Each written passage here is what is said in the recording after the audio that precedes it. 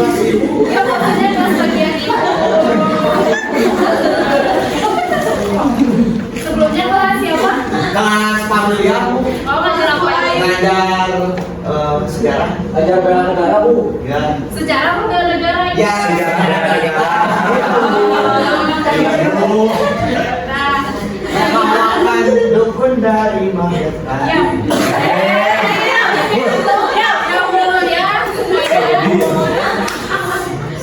Ya, gimana nih kabarnya semuanya? Alhamdulillah luar biasa. Allahu Akbar.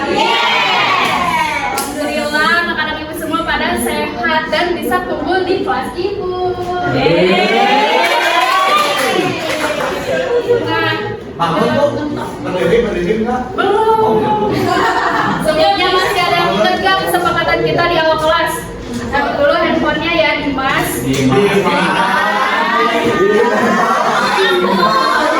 Boleh, kita dengerin ya teman-temannya nih mau ngobrol. Boleh Najmina? Dan tapi harus tepat waktu. Boleh Dila? Ikut aktif selama pembelajaran di kelas loh. Sip, bagus nih anak-anak ibu masih pada ingat Oh, Dimas yang dulu Bu. Dimas, kamu harus semangat dong. Semangat Dimas. Ya kan nanti, nah sebelum bubuk semangat nih. Nah, Sabarkan dukun dari Cimahi. Bu nyanyi terus Bu. iya bentar nih ya. Aku dengerin ibu dulu ya. Nah, tadi kan ada yang ingat ya, kita harus datang tepat waktu, aktif di kelas. Jadi kalian harus aktif nanti selama pembelajaran ibu ya. Iya. Nah, sebelumnya ada KM-nya di sini KM. Tani, boleh dipimpin dulu dong. Boleh Bu. Ya teman-teman, sebelum kita belajar mari kita berdoa mulai. Berdoa selesai. Nah, semoga pembelajaran ini kita diberikan keberkahan oleh Allah. Doa terlebih dahulu ya. Iya Bu.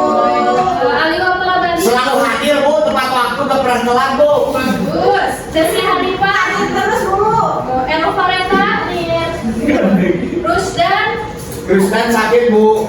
Ya Allah, semoga diberikan kesembuhannya untuk kalian. Sakitnya muntah bayar Bu. Muntah keras.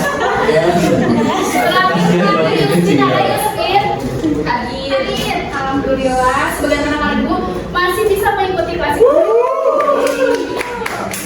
Nah, biar semangat nih pembelajaran kita hari ini boleh kita berdiri. Yang penting mau berdiri.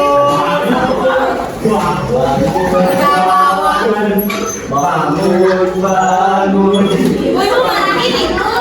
Yang dulu ya, kita menyanyikan lagu nasional yang sudah ada di sana di Satu Nusa Satu Bangsa.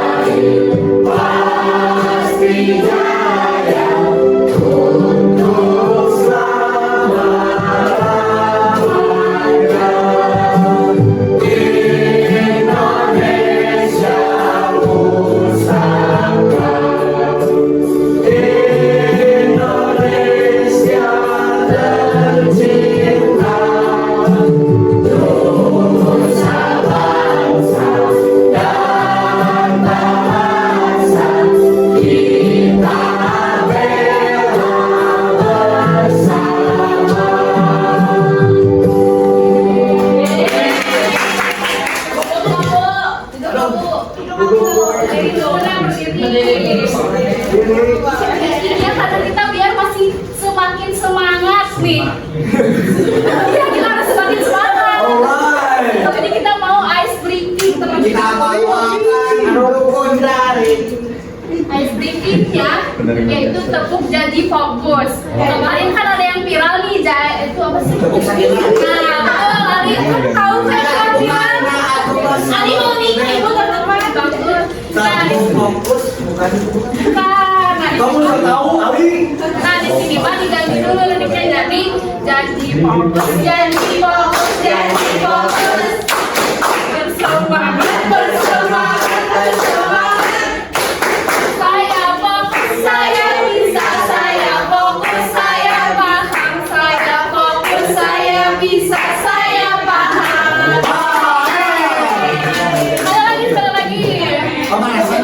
Ya, tidak pemanasan. 1, 2, 3. Janji fokus, janji fokus, janji fokus. Bersemangat, bersemangat, bersemangat.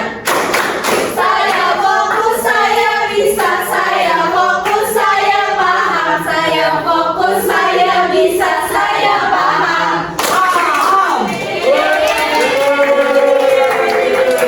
Katanya pada bersemangat nih dikasih bu. Iya. Ya dong, ibunya cantik soalnya. Ibu anjing, ibu. Yang bisa kayak gitu dah. Boleh suaranya bu. Nyambengin ayo kalian. Kita masuk ke pembelajaran ya. Jadi dimohon untuk serius terlebih dahulu, oke? Siap, Bu. Oke, Bu. Nah, sebelum pembelajaran, di sini aku mau memberikan motivasi agar kalian lebih bersemangat kembali di pembelajaran Bu hari ini. Ada yang pada tahu nggak lagunya dari Laskar Saya, Bu. Coba di mana? Mimpi adalah kunci untuk kita menemukan dunia. Berlarilah tanpa lelah sampai engkau meraihnya.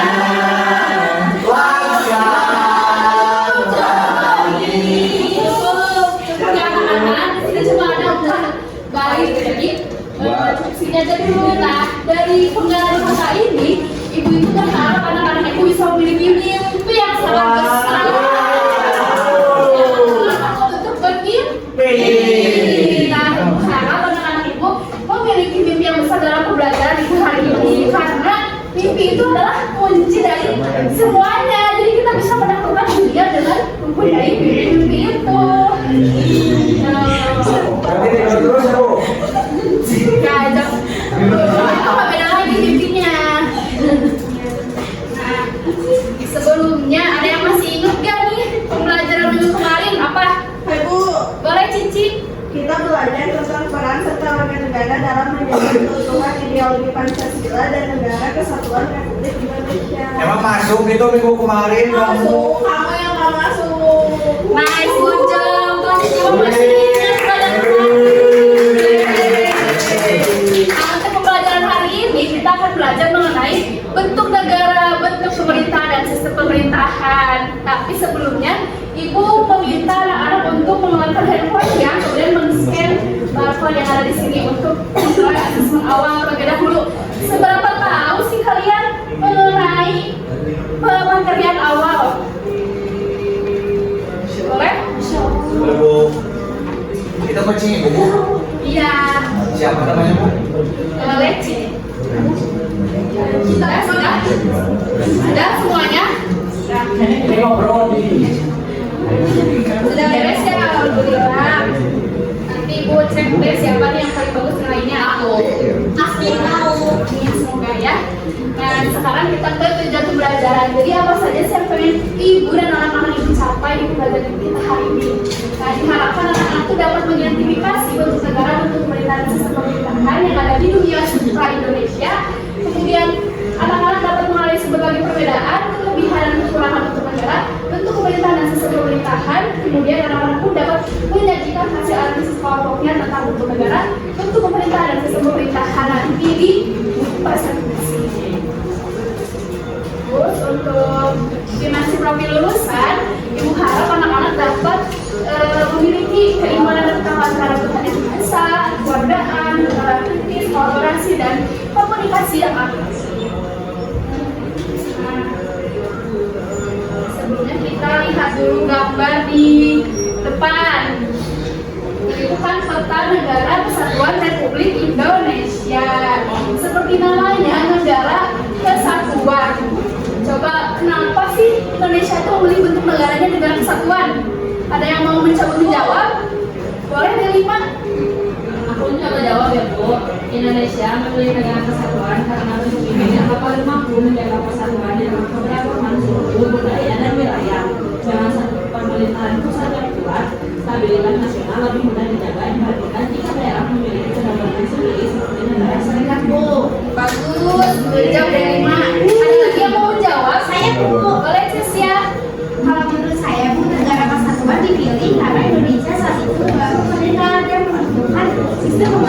yang solid jika memakai negara federal ada risiko daerah menjadi terlalu mandiri dan bisa memunculkan potensi perpecahan tuh. Nah, betul sekali ya. Anak-anak ibu udah pada pinter nih.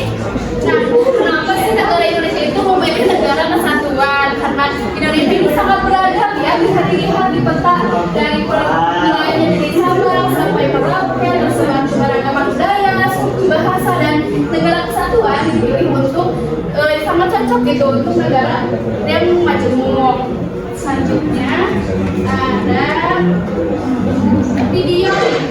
Well, the VFO later became the basis for the formation of the United States of Indonesia, also known as the UC. The UC had its own constitution. However, with the formation of the unitary state of the Republic of Indonesia, the UC naturally ended. Okay, back to the original question. So, what if this federation could have survived? Yes. Nah, kenapa sih? Nah, gimana sih kalau negara Indonesia berubah menjadi negara federal? Coba ada yang mau menjawab? Boleh? Jika Indonesia menjadi negara serikat, maka setiap daerah itu akan memiliki kewenangan yang jauh lebih besar, bahkan bisa membuat aturan sendiri seperti negara-negara bagian. Nah, ini mungkin membuat beberapa daerah bisa berkembang lebih besar dan juga bisa memperbesar kesenjangan raya. Saya bisa membayangkan bahwa Indonesia itu bisa menjadi lebih rapuh karena masing-masing daerah memiliki identitas dan kekuasaan yang lebih kuat dibandingkan pemerintahan pusat. Perubahan inilah beresiko untuk menimbulkan konflik antar wilayah jika tidak dikelola dengan baik. Nice, bagus sekali ya Dipa atas jawabannya, terima kasih. Betul ya, kalau negara Indonesia berubah menjadi negara serikat, maka nanti itu mereka memiliki kewenangan tersendiri, jadi takutnya akan memecah belah persatuan kita di negara kesatuan ini. Mungkin selanjutnya ada materi yang paling inti di sini, yakni bentuk negara, bentuk pemerintahan, dan sistem pemerintahan. Sekarang itu menjelaskan mengenai bentuk negara terlebih dahulu. Nah, bentuk negara terbagi menjadi dua, ada negara kesatuan dan negara serikat. Negara kesatuan merupakan satu negara yang tersusun tunggal, tidak ada negara dalam negara, dan kedaulatannya sepenuhnya berada di tangan pusat. Dalam negara kesatuan pun hanya ada satu kepala negara, satu undang-undang, dan satu daerah negeri serta satu parlemen. Nah, contohnya tuh kayak di Indonesia itu sendiri. Kemudian ada negara serikat yang dimana merupakan itu suatu negara yang terdiri dari beberapa negara bagian yang awalnya berdiri sendiri kemudian menggabungkan diri dalam satu federasi dan bentuk pemerintahan federal. Selanjutnya kita ke bentuk pemerintahan. Nah, untuk bentuk pemerintahan sendiri pun sama ya, ada dua, ada republik dan monarki. Untuk republik sendiri itu mengandung pengertian sebagai penyelenggaraan pemerintahan atau negara yang dilaksanakan oleh dan untuk kepentingan umum, dan kekuasaan negara pun tidak terpusat di satu tangan atau satu lembaga, tetapi tersebar di berbagai organ negara. Seperti Indonesia kan terbagi menjadi 3 lembaga negara. Kemudian kedua ada monarki, yang dimana dapat diartikan sebagai pemerintahan yang diselenggarakan oleh seorang penguasa. Seperti itu, monarki dalam penyelenggaraannya negara dipimpin oleh satu orang penguasa, yakni raja. Dan raja memegang kekuasaan secara terpusat dan bersifat mutlak karena dianggap sebagai wakil Tuhan dan bertahta karena kehendak Tuhan itu sendiri. Contohnya itu negara di Inggris. Terus terakhir ada sistem pemerintahan. Kemudian sistem pemerintahan pun ada 2 sistem, yakni sistem pemerintahan presidensial dan sistem pemerintahan parlementer.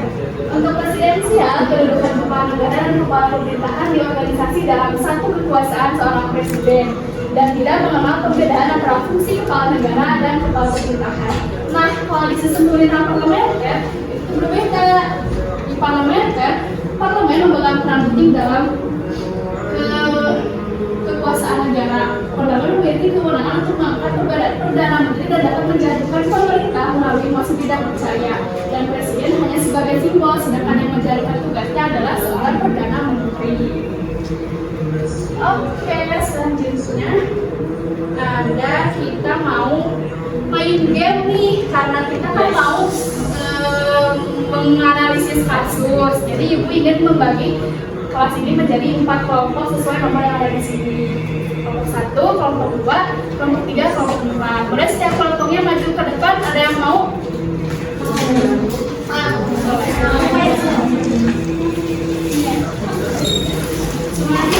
Satu. Oh, pakai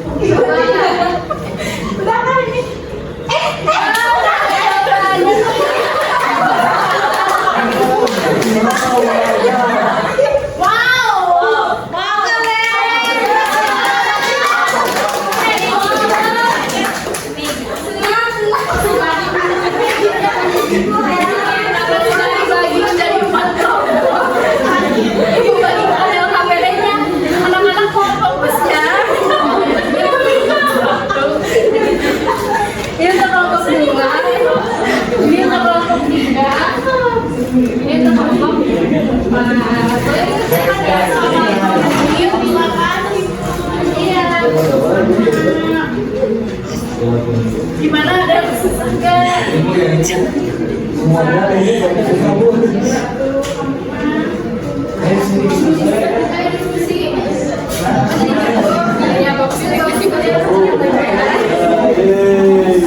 Coba dari sesudah ini.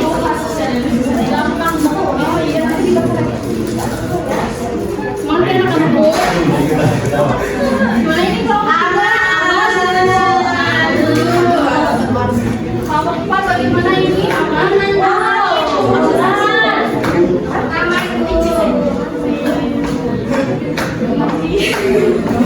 Udah, ini selesai ya. Coba ada yang mau maju ke depan di kelompok A. Boleh tapi mau. Sampai jangan sini gitu dong ke aku. Jadi di sini mau coba presentasiin hasil diskusi kelompoknya. Nah sebelumnya terima kasih atas kesempatannya. Sama gue, kayak sama-sama gue. Tidak. Di sini kelompok saya mendapatkan kasus mengenai polemik pemindahan ibu kota Nusantara dengan koordinasi pemerintah pusat dan daerah.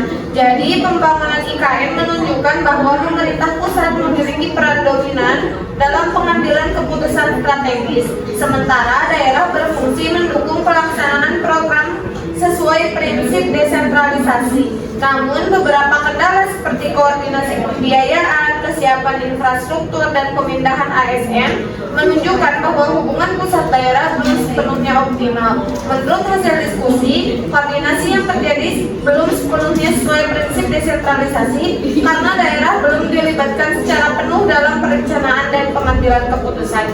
Jika koordinasi pusat daerah tidak berjalan baik, hal ini dapat menghambat efektivitas sistem pemerintahan Indonesia, menyebabkan keterlambatan pembangunan, tumpang tindih kebijakan, dan menurunnya kepercayaan publik terhadap pemerintah. Ya, terima kasih. Berikan tepuk tangan untuk kami pada kamu. Nah, karena waktunya mungkin tinggal sebentar lagi ya, untuk kelompok sisanya nanti kita lanjut di minggu. Nah, mungkin sebelum ditutup ada asesmen akhir. Tadi kan asesmen awal ada, sekarang di akhirnya boleh untuk anak-anak ibu meng-scan kembali QR code-nya. Dikerjakan sama 3 menit ya. Bapak Ibu sudah? Sudah. Aku melihat nih siapa yang ranking 1? Aku. Kita lihat.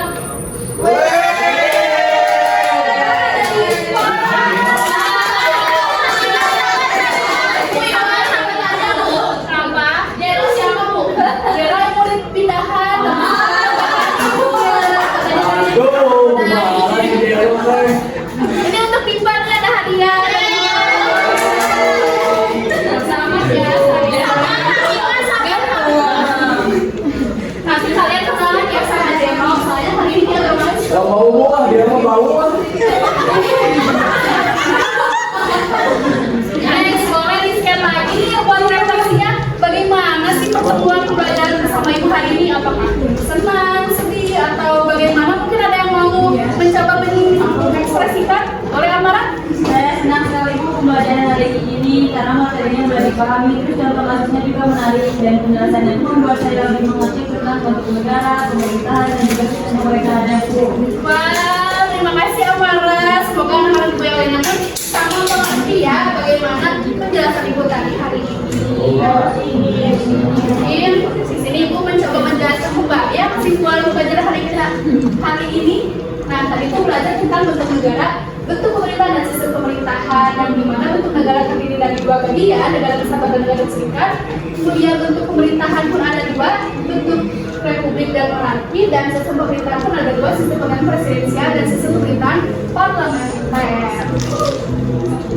Mungkin, nah sudah di slide terakhir nih, sudah di slide terima kasih. Sebelum ibu tutup, coba anak-anak kita refleksi terlebih dahulu, dan untuk KM boleh dipimpin doanya ya. Oke Bu, ya teman-teman, setelah mengakhiri pembelajaran pada hari ini, mari kita berdoa dimulai. Berdoa selesai.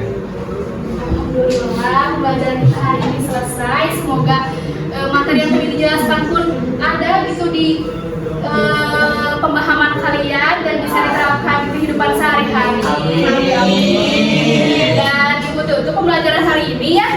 Assalamualaikum warahmatullahi wabarakatuh. Waalaikumsalam warahmatullahi wabarakatuh. Terima kasih.